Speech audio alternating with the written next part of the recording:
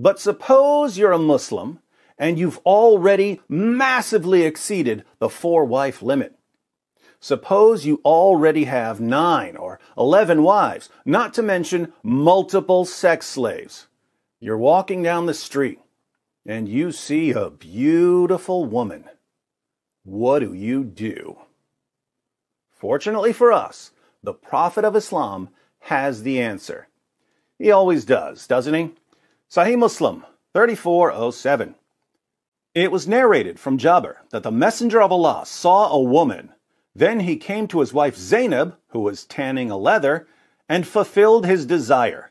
Then he went out to his companions and said, "A woman comes in the form of a devil and goes in the form of a devil. If one of you sees a woman, let him go to his wife, for that will repel what he feels in his heart."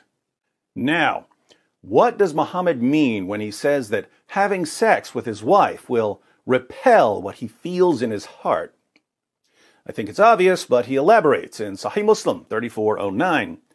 Jabir said, "I heard the Prophet say, if one of you likes a woman and feels attracted to her, let him go to his wife and have intercourse with her, for that will repel what is in his heart."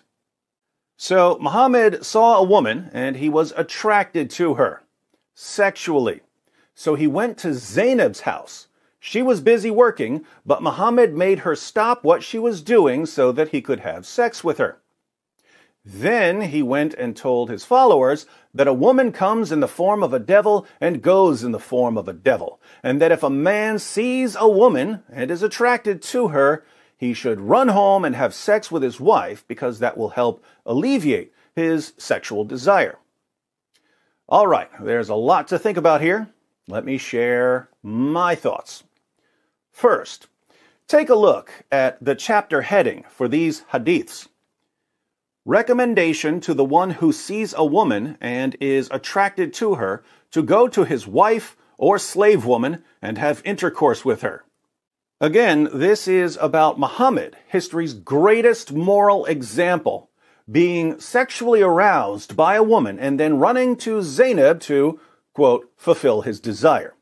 Notice that a man can run home either to his wife or to his slave girl. Yes, Islam allows men to have sex slaves. But David, I thought that Islam abolished slavery. Well, Islam did abolish slavery in one particular area, Fantasyland. Here on Planet Reality, Muhammad and his followers bought, owned, sold, and traded slaves, and they had sex with them. Second, how much self-control and willpower did the Prophet of Islam have if he couldn't see a woman walking down the street without running back to Zainab's house and saying, "Stop what you're doing! There's an emergency! In my thawb! I need you to get into the bedroom because I can't stop thinking about this sexy woman I just saw." To be fair, I think that if you don't have much self-control or willpower and you become sexually aroused while running some errands, you should go to your wife instead of sitting around obsessing over the woman you saw. But think about this. How many women do you walk by every day? Probably a lot. Do you have to run home every time you see a woman? And keep in mind, Muhammad saw a woman in 7th century Medina. She would have been dressed pretty conservatively, but Muhammad still couldn't control himself. This means, of course, that you and I, and pretty much everyone we know, have far, far more self-control, sexual self-control, than the greatest man who ever lived. Who Muhammad, he claimed that women are half a brain, but as you see, the half a brain is the one who made such a statement. Half a brain is Muhammad, who he said women, they will go to hell because of menstruation, who speak always against women, but yet he promised Muslims that we will have a lot of women. Even Muhammad, he claimed that women, they approach in the image of the devil and they live in the image of the devil.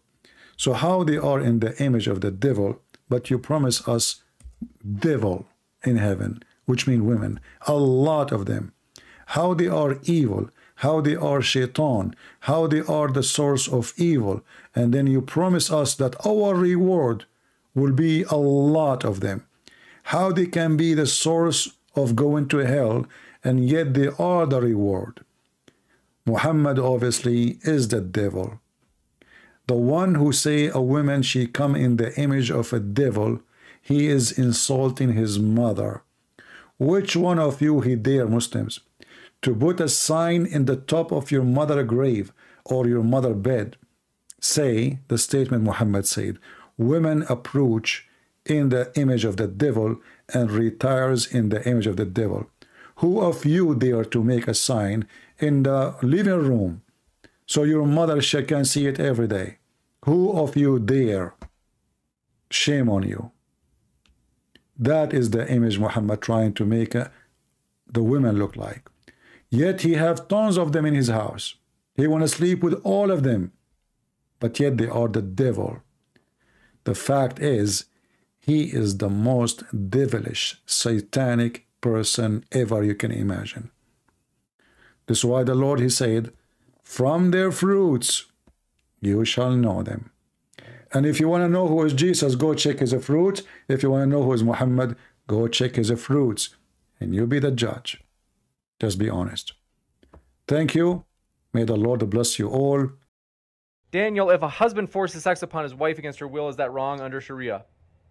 So Islam comes with certain marital rights. Husbands have certain rights and duties. For example, the husband has to provide shelter, he has to provide clothing, he has to provide food. And the state, the Qadi, basically the Islamic State, can force the husband to provide for his wife and for his children and his family. This is something that's good. This is an important policy that reduces the man's individual liberty. And similarly, the woman's individual liberty is also restricted, that if the husband has a reasonable request for sexual relations, reasonable, then she is obligated to comply with that. If she decides not to, he can't start beating her and he can't start abusing her in a violent way.